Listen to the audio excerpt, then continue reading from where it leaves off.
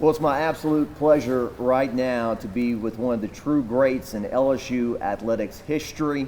It's Seimone Augustus. Seimone, thanks so much for being with us today. Thank you for having me. Yeah, great to see you.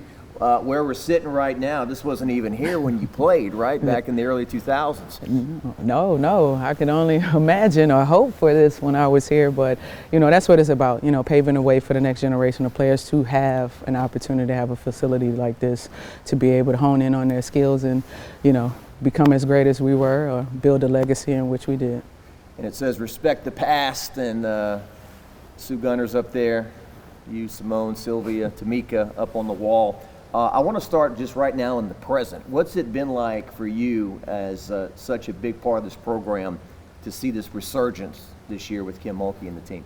I know, it hasn't been a year yet. It hasn't been a full year since she accepted the job, and it's been amazing. I mean, the way that she came in, like you said, honoring the past, understanding as a competitor what we brought to the table, the many battles that we had against Baylor, the loss in the championship, but just honoring and respecting the past and understanding what it's going to take to build a legacy, of her own here with her players and being able to push our conversations forward as far as what we did and what they're going to be able to do in the near future. You being in coaching now and being in this game for so long, you realize that this may not have worked, right? The players may not have gotten on board with the message she was trying to teach, and she may have said, "Oh, these players, they're not getting on board with what I'm trying to teach them." But it's kind of been this beautiful marriage, so to speak, and they've just made this thing happen. Yeah, as a player, you have to want it. As a coach, you have to grab your players' attention. And as you can see with her outfits, with her demeanor, with her character, Coach Mulkey is definitely that. If she can do anything, she can command a team. She can command someone's presence, make them stand into their power, who they are, give them the confidence that they need. As you can see, she has a lot of the previous players, from the previous coaching staff. This isn't even the team that she's recruited yet. So it's amazing to see how she was able to get them to come together and buy into her belief system and what she wants to create here. It's funny to me, Simone, I think about it. I don't want to use the word enemy, that's a strong word, but she was your rival, back then. And I remember what the fans used to say, "Oh, that Kim Mulkey and her outfits and the way she yells at those refs and whatnot." And now it's like, "Oh, I love Kim Mulkey and those outfits. I love it when she yells at those refs," So it's so hilarious to see it come full circle. Yeah, it's on our side now. We can appreciate that now. I don't know how many places I've been thus far, and everyone asks about the blazer with the butterflies on it. Yeah, everybody wants to know where she got that blazer from. So it's great that she makes a fashion statement, but like I said before, it's her presence, the fact that she commands the crowd, like people respect her, they love her, and that matters most when you're building a culture, here at LSU.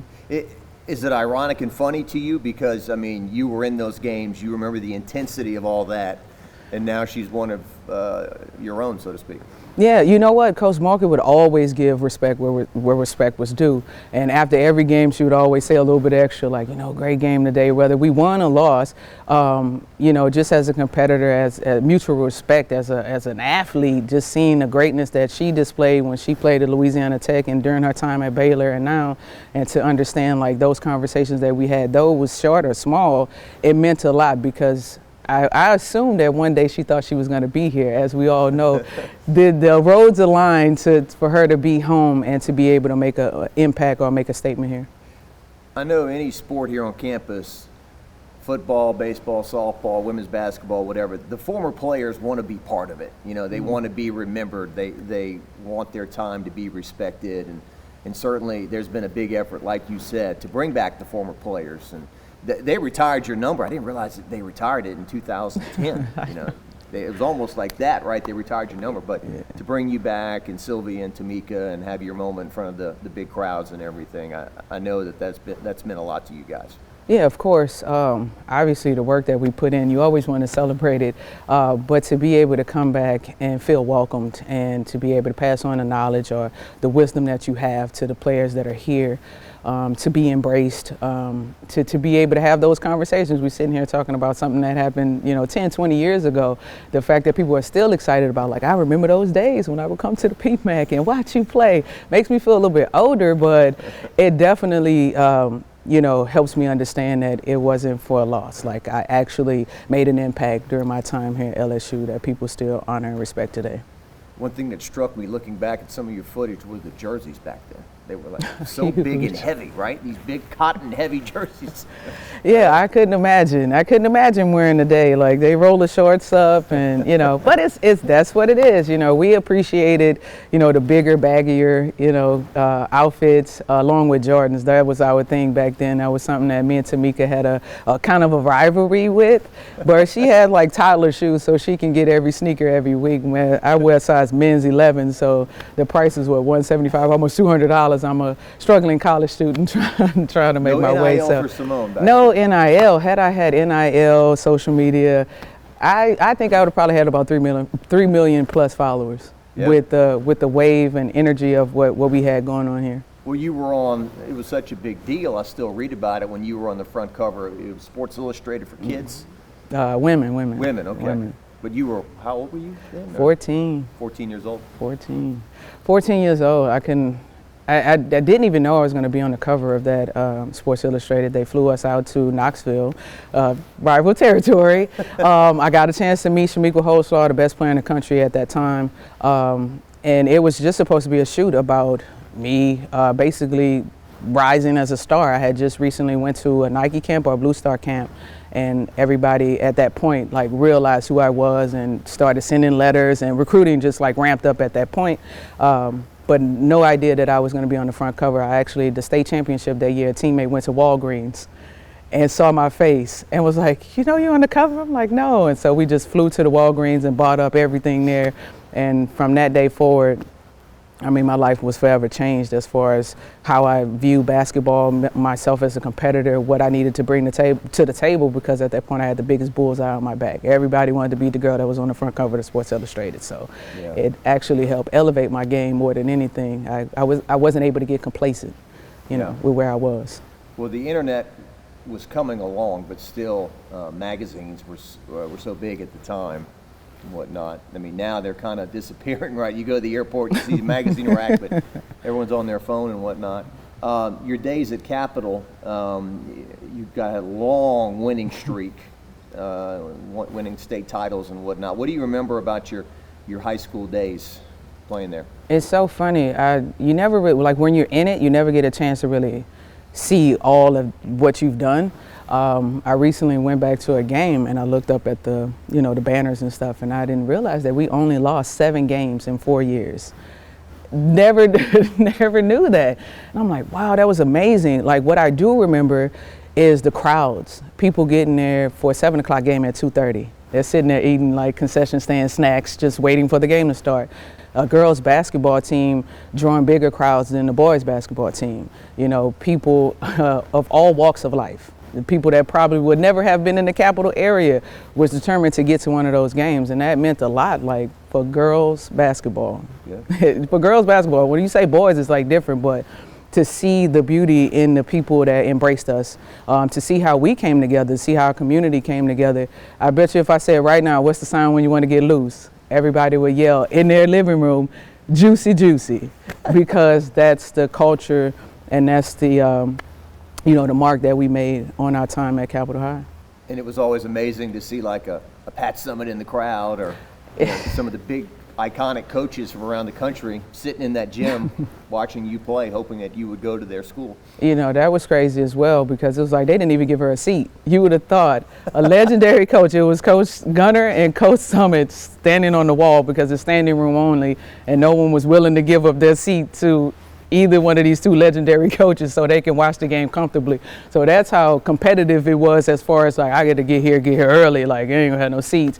But then just to think about, they were willing to come in this gym with no AC, it's jam-packed, we're sweating, and they're sitting there right behind the basket, probably one of the most dangerous spots to be when you think about the action and the play of a game, but they were in there and they were recruiting. And that's what I appreciated most, especially when it came down to time to make the tough decision of where I wanted to go.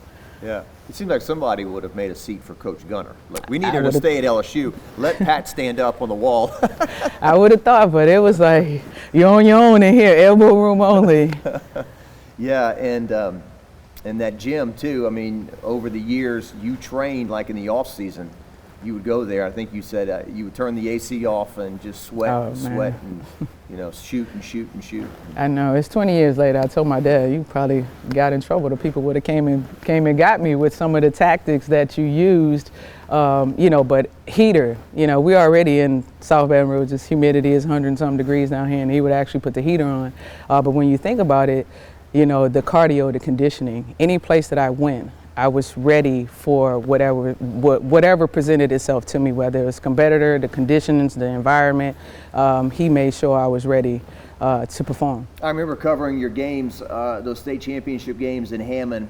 I don't want to call it one on five, Seimone, but it certainly felt like it sometimes. You just take the ball up the floor, between the legs, behind the back, dribble left, dribble right, shoot, and just take over games. It was something to watch, and you were a thin girl at that time. Huh? I know, right? Very thin. I look at myself now, I'm like, oh my God. I'm just saying you were skinny, like I was super skinny. Yeah, super skinny. But it was, it's amazing. Like I just sat down and watched a high school game. Like I didn't understand what I was doing. I was like, what are people wild at? Like, what am I doing? Because I'm passionate about it. I'm enjoying it. I'm playing it. I love it. Like, I don't see what you see.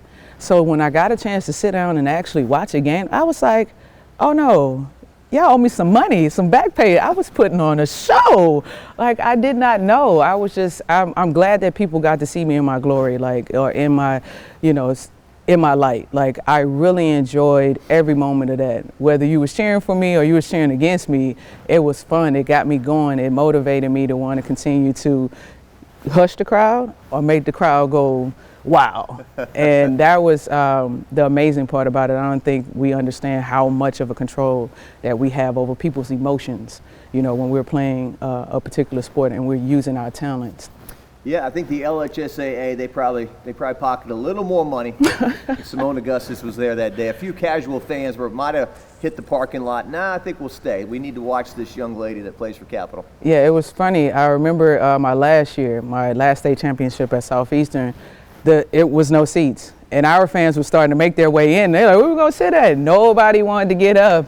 So they had to kind of make some way. They at least made way for my parents to get, 2 seats where I could see them. But everyone else, it was just like, you got to get in where you can fit in. And so a lot of people ended up in the second tier, but it didn't even matter. They just wanted to be in the space. And, like I said, that meant a lot for myself, for my teammates, a lot of these young ladies.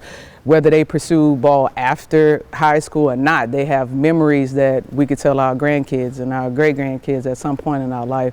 Maybe they'll believe us, maybe they won't, but at least I have a little bit of video proof. We can come and find Jacques and we can pull some stuff up to kind of like, I told you I was pretty good, at one point in time. So we at Channel 9, we do a good job of archiving stuff. We've got lots of tapes and stuff. We'll have to dig them up, but yeah, those are some great memories. And I was visiting with Patrick Wright the other day, the voice of the Lady Tigers.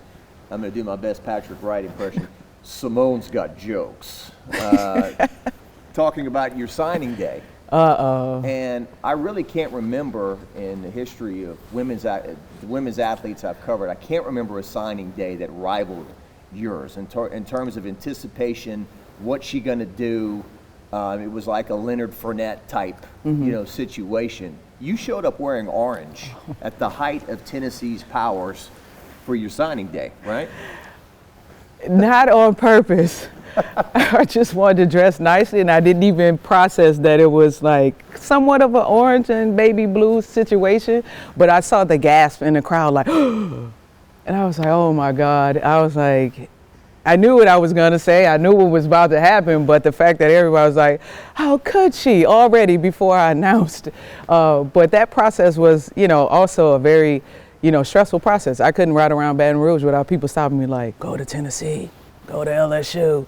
And I'm just like, looking at my parents, and that was the one decision that they told me I had to make on my own. They was like, the next 4 years is your life. We can't make this decision for you, and you have to sit with it.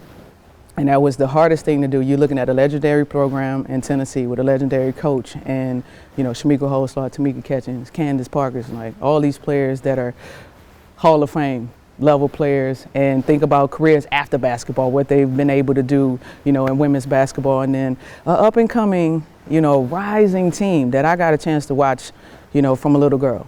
I would come to the Pack the PMAC games when they were $1, and the marketing was brilliant because they would always put the Pack the PMAC games against the Georgias, the Tennessees, so they can have the huge crowd. So I got to see the best games for $1.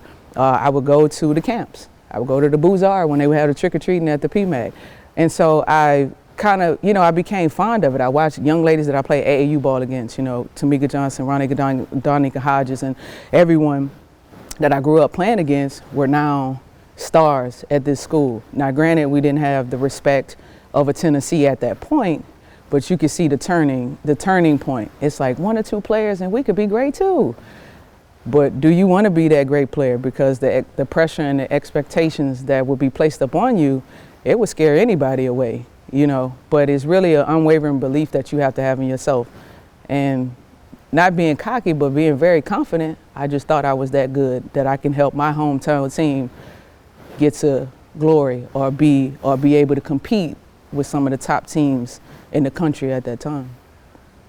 Patrick told me that Nikki Fargas at the time, Nikki Caldwell, was on the Tennessee staff and was recruiting you as part of Pat Summit, and she said there was never any doubt, I think, that you were going to go to LSU, or they were like, well, we tried, but we didn't think we were going to get her. Or, was it close? Oh no, it was very close. It literally came down to the day before. The day before. Yeah, and my parents were adamant about whoever I choose, I had to call the other coach to make sure I let them know that I didn't select them, thank you, blah, blah, blah. And calling Coach Summit was super hard to do. I was hoping that she didn't answer. It rang about 3 or 4 times, and I was like, it's going to voicemail. And she picked up on the last ring, and I had to, give her the information, and she was very polite, very respectful. She was like, good luck, and I can't wait to compete against you. And I said, okay, I'm ready to go. Started to call Coach Gunner to let her know. And just the joy, like in her voice, like the staff's voice, was like, woof. Years of recruiting, they put in great effort. Like I tell young ladies today, or young men, when you go on those recruiting trips, like really sit down and talk to the players, talk to the coaches outside of any other thing, like figure out what it is that they bring to the table as far as culture, family. And that was something that Coach Gunner always spoke about. We were at her house all the time. She was cooking breakfast for us, dinner for us. We would go and watch the fights when Roy Jones Jr., was like the guy to watch. We would go over to her house to watch the fights. And it just felt like a family atmosphere. Every recruiting letter that I ever received from her or anyone from her staff was handwritten. And that mattered to me the most because in this day and time, you can just crop out and put somebody else's name and it's just kind of uniformed. And, it meant a lot to see that they took the time to actually read the newspaper or see what was going on with me and write a handwritten letter to show me how much they appreciated what was going on. Talking to Tamika, she said, Sue. Uh-oh. Tamika was here before, a little bit before you got here at LSU, right? I joked, Seimone, that as the years have gone by, it's almost like you, Tamika, and Sylvia all showed up at once, and you all played together. But no, it was kind of a staggered thing, It was her, Tamika first, you came, and then Sylvia came a little bit later. But she did say that. She said Coach Gunner was very adamant that away from the court, we acted like respectable young ladies and we represented this program the way we should. Oh, of course. We did etiquette classes, media classes, all the way down to like the clothes that we wore. She wanted to make sure we had a business mindset and we carried ourselves as such. And if we ever strayed away from what she thought we should be doing, she was very vocal. She did not hold her words, and that was something that you respected as well, as her honesty, because she wasn't just building basketball players, she was building honorable women that was going to go out into the world and hopefully, create some change in some way or have a positive impact in some way. And so you always appreciated that she cared more about you as a person at times than just a basketball player. And I guess it's a little unfortunate, Seimone, she worked so hard through the 80s when women's sports was so disrespected, and it's all like, hey, you're lucky you even have a sport. Don't ask for this, don't ask for that. And then she finally got it up and running with you and Tamika, and she had been a chain smoker throughout her life, and her health failed her there at the end, and unfortunately she passed away at an early age. But it would have been great to see her continue to coach and go to all these Final Fours and whatnot. Yeah, it would have. It would have. And, you know, it's unfortunate that, you know, she passed, but her passing basically motivated us. It happened with my sophomore year. That was the year we went to New Orleans. From the time that we got the message that she wouldn't be back with the team, everybody sat down, we cried, we got all our emotions out, and we was like, this is for Coach Gunner. And we just started hoping. If you could, I believe early in that year we lost to Penn State by like 30 or 40. We were shorthanded, but at that point it didn't even care. We didn't matter. Nothing mattered. We was gonna make it to the Final Four. It's in New Orleans. We're going to New Orleans. How are we gonna get there? We just gonna chip away. We're gonna work at it. And I mean, when we got to what was it, Seattle, Washington, we playing Georgia, a team that no one expected us to beat. I see a player like Trinell Clavel, who was in and out of the lineup. Sometimes she didn't play, sometimes she did. She came in and gave us 10 great points that we needed, outstanding rebounding. Like, to see that happen, to feel that, to catch the bus and drive to New Orleans, and we're just like blasting music, and you know, we're following the cops as they're like escorting us to New Orleans. It was the most amazing feeling ever, because Coach Gunner, we would always, you know, get phone calls from, you know, the staff of how she's doing. We didn't have FaceTime and all that then, but, you know, just to hear her voice, no matter how strong or weak it was in that day, it gave us that little bit more to keep going. So it was for, like, everything we did from my sophomore year to my senior year, and even during sales time, it was in her memory. You know, we just wanted to make sure we made her proud. I mean, even down to USA basketball. Like, if it wasn't for Coach Gunner, I don't know if I would have 3 gold medals. Like, she was the one that kept encouraging me to continue to go back. After being cut numerous times, I'm like, Coach, you think I can make this team? I keep getting cut. And she was like, go back. You got it. You're going to do it. So it's just those little words that you still continue to hear. And, you know, we know she's looking down upon us. And if she was here, she would be hella proud at what we've been able to do. So we just kind of hold that tight and near and dear. That's awesome. I know, I think it was your freshman year when you went to the Elite Eight, y'all beat Louisiana Tech. Yeah. And that was kind of a changing of the guard too, because Louisiana Tech had been not The only team. the power in the state, but a national power. Kim Mulkey, of course, and Leon Barmore and all that. And so you kind of changed that dynamic as you were moving forward. And then you said Final Four your second year. And then you sold out the building, a home game against Tennessee, where Did we? yeah, 15. You telling me something? You don't remember that? I know, I remember the crowd, but I didn't know it was like. I think it was the first sellout in women's history.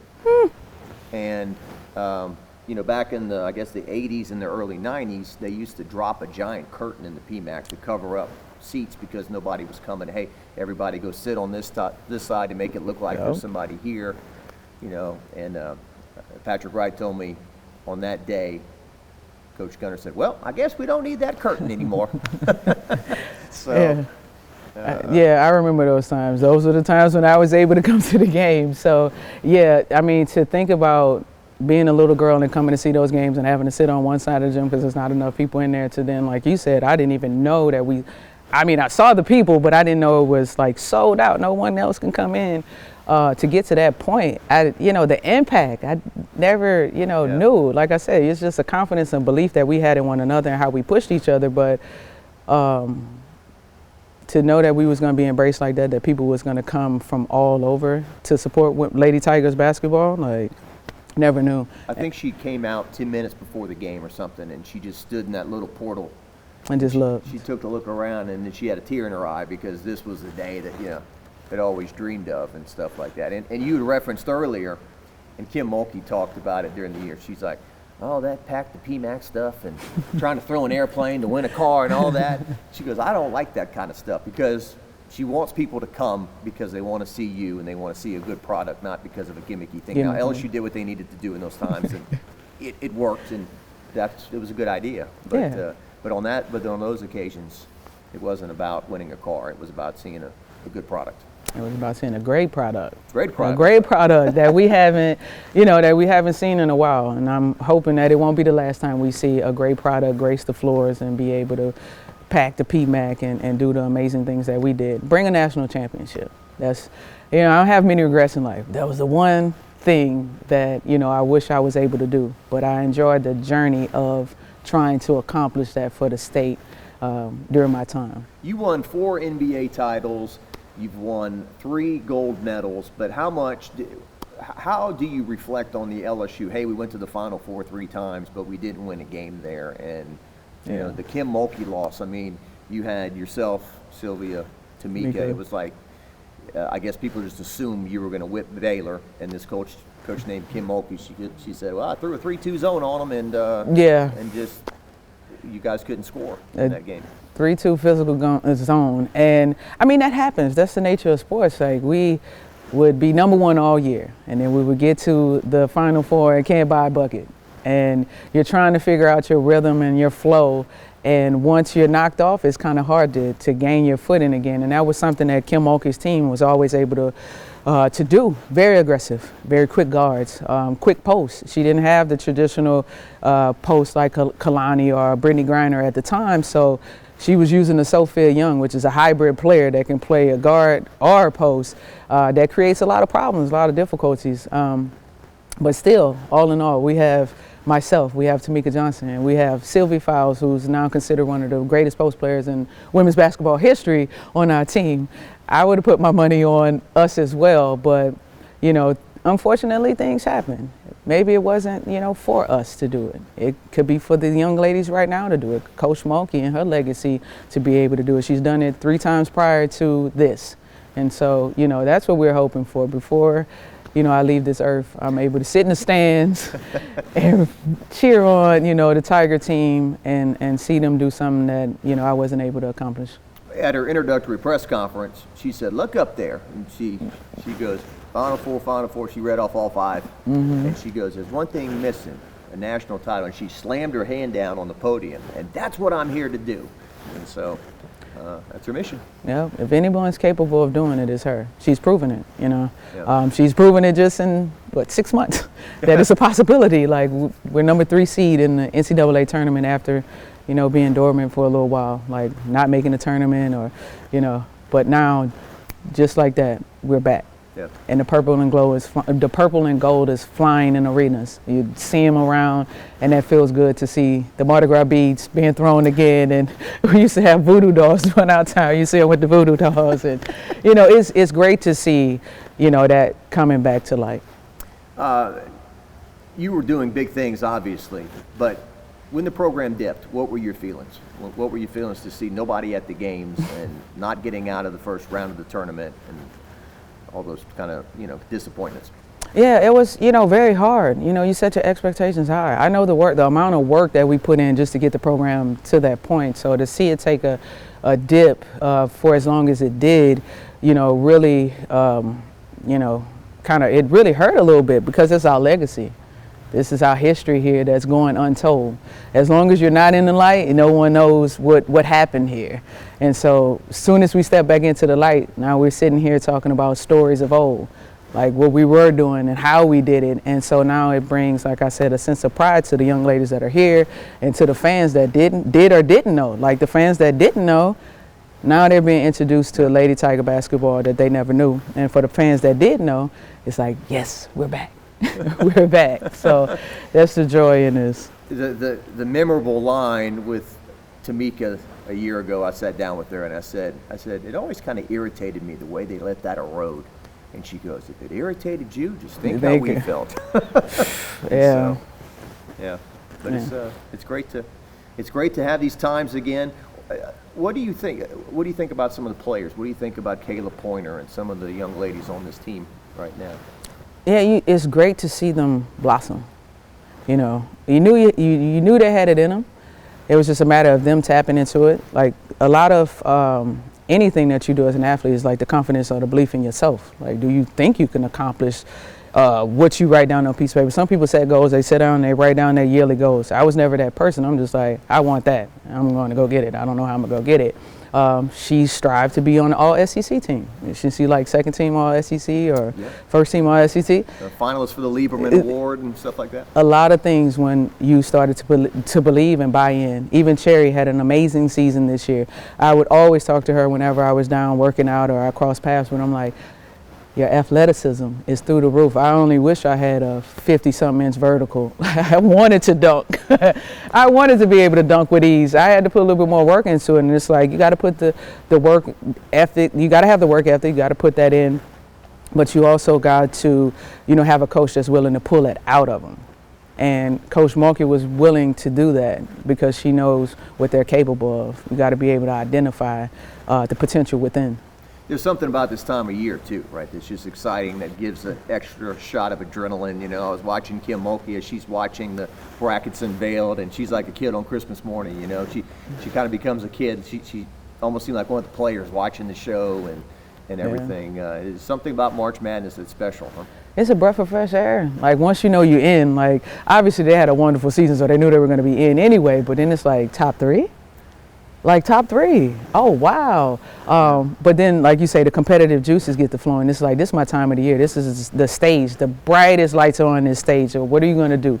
Are you going to step up to the challenge? How far do you want to go? You want to go first round? You want to go second round, Sweet 16, Elite 8? The possibilities are endless, and we have the first round here in Baton Rouge. So. We got to take care of home court, which hasn't happened in a long time. So it's amazing to be able to have that back here, have the fans supporting them, and hopefully, the ladies to be able to push through. A few more things with the great Seimone Augustus. And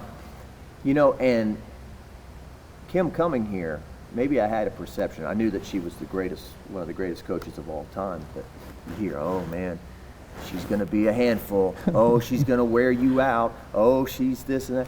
And maybe I didn't envision that Kim Mulkey would be doing the Cupid Shuffle with the players.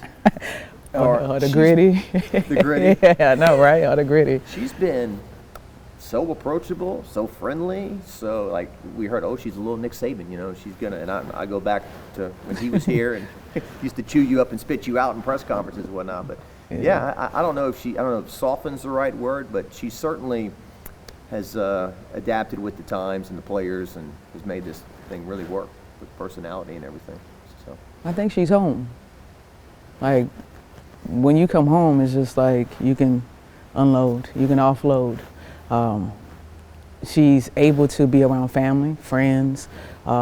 She's comfortable. And that's something that's what you need in coaching. I'm in my infancy stage of coaching, but just learning and observing, you want to be in a space where you can be creative, where you can teach, where you can have the biggest impact, and where it feels like home. And she's literally home. And we just saw on her Instagram page where she had, 300 pounds of crawfish? She couldn't wait to get home. Even in her press conference, she talked about all the food she was going to eat, the po' boy she was going to have, the places she was going to go, TJ Ribs and all these different spots. So she's home. And I think we're seeing a different side to her, from 20 years at Baylor to now, I'm here. I'm where I want to be. This is where I feel like my place is. So she's joked several times about she's packed on weight or whatever. I mean, not that I really see it, but she took off the coat the other day. Oh, look, I look like a fat pig out there. I've been eating all this food since I got here. But it's been so much fun. Your big impact with Seimone Augustus. Okay, so we did an interview the other day with Brad Davis. He's an offensive line coach here. He came from North Baton Rouge and talked about the challenges of North Baton Rouge and getting out and how his family gave him the right structure and there were going to be no excuses to go down the wrong path and whatnot. As somebody who came out of that area, what is your impact on people from that area to not go down the wrong path? We're just coming out of Black History Month as well. Your impact on people of color and just what you've done. What would be your message to them? Yeah, the same. I had a great family structure. But I also had a great community around me.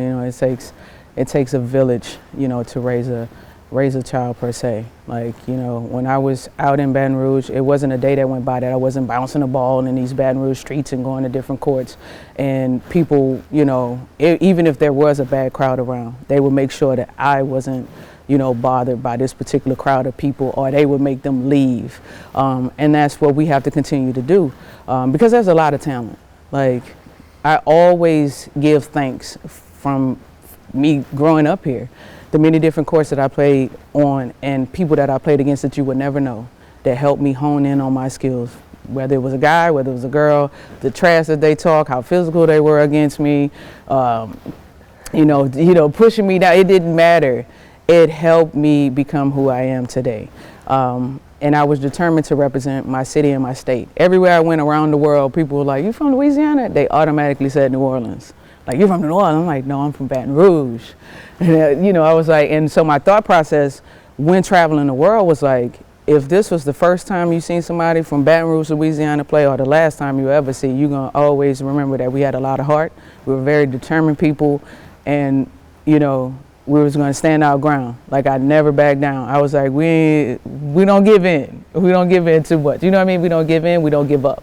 And that's what I want the young kids to know. Like, never give in to your circumstances, your situations. We've all come from different walks of life, but there's a greater opportunity there for you if you just stay focused on what it is that you're passionate about. Awesome. Women in sports too.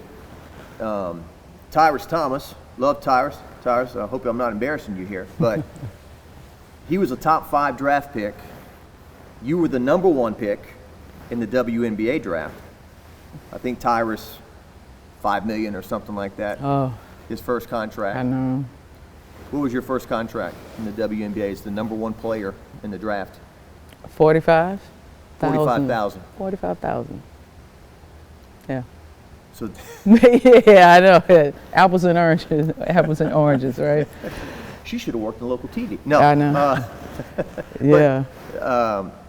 So then that puts the pressure on you to hustle sponsorships and stuff, right? To get deals and, extra income, and then play in Russia, and you play year round overseas, and.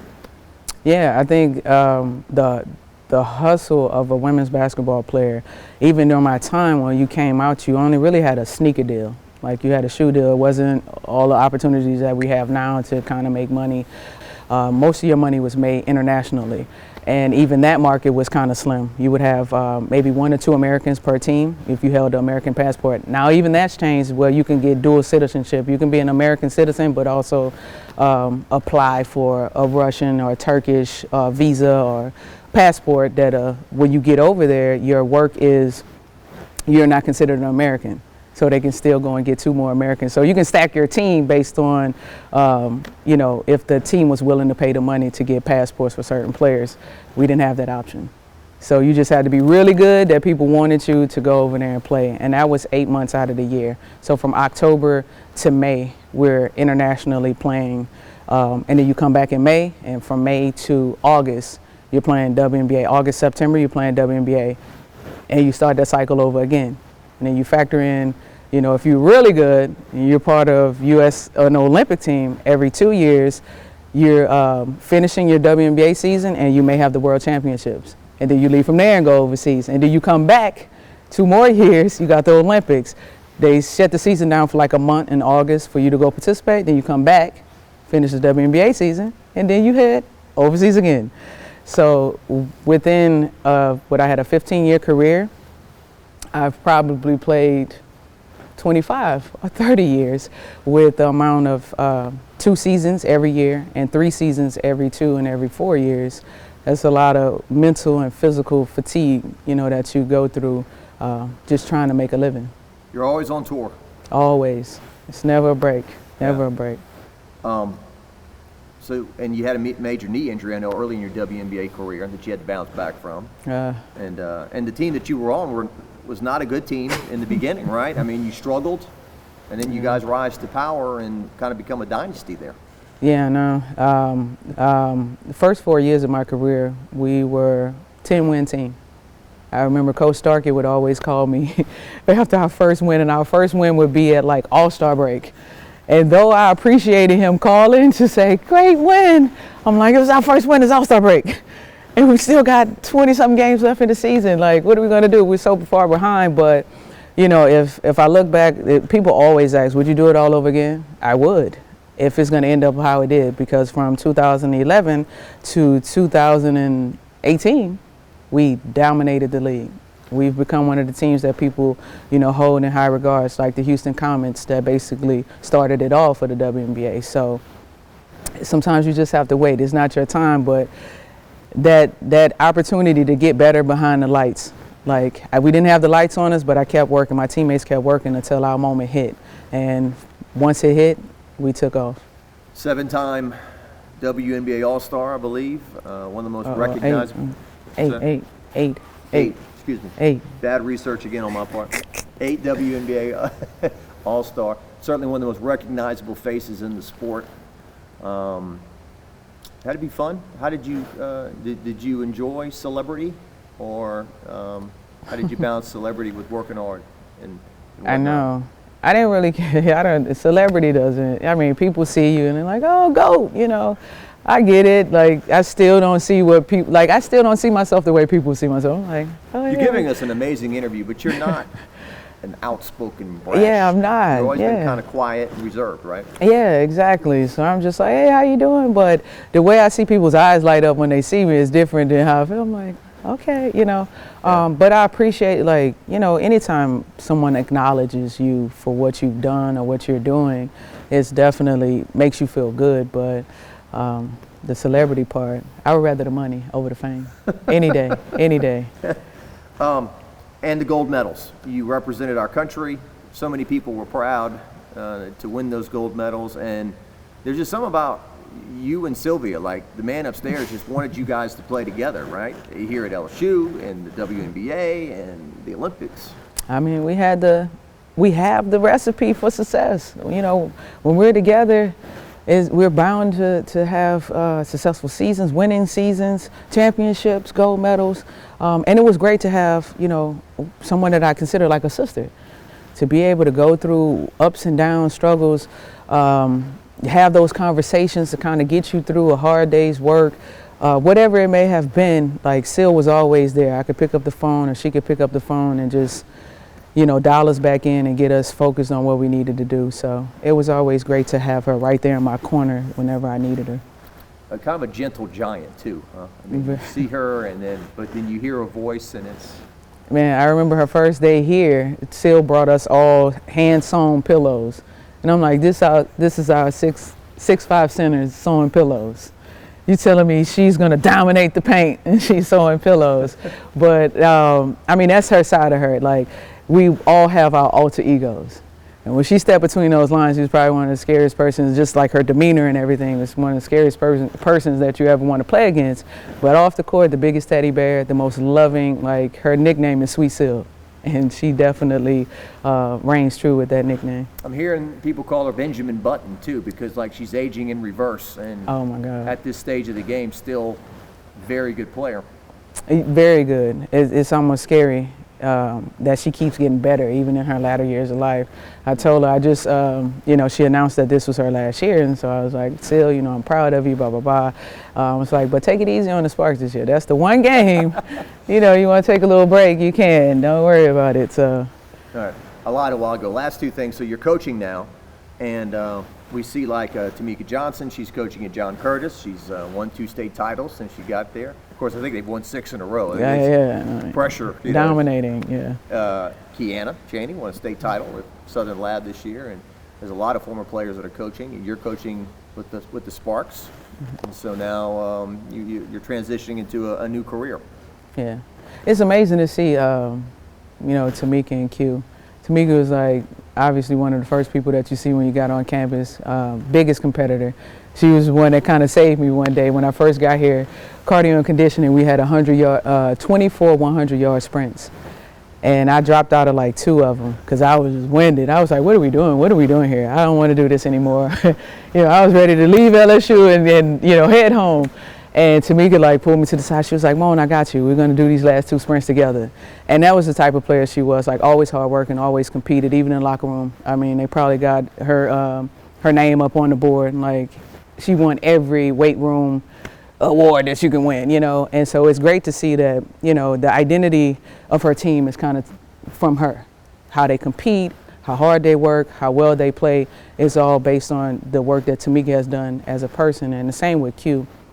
Southern Lab was one of those teams back in my Capital High School days that we would celebrate their wins just as hard as we celebrated our wins. To see Kiana and, Courtney Simmons, Ishami Singleton and all those players, winning state championships and doing well and basically putting Baton Rouge on the map, it was amazing to see. And so to think that things are coming full circle, like she's able to bring Southern Lab back to their pride and glory, a former player. So, that's amazing. And for me as a coach, I'm like in my infancy stage. But it was something that was always, I guess, written that I just kind of ignored. Like people would always tell me, like, "You gonna be a coach?" And I'm like, "No, I'm not gonna be a coach. I don't wanna be a coach." And I was like, "I'm gonna do fashion or something else." And they're like, "No, you're gonna coach." And the opportunity came for me to be a part of the Sparks coaching staff, and I had fun with it last year. Though I was very nervous because you have 15 professional years, but I've been playing since I was 5. So like 32 years of basketball knowledge that now I can kind of give to the young ladies, like to help them accomplish and achieve their goals. And so right now it's just small feats. I remember telling a player how to like adjust to a situation, and she did it.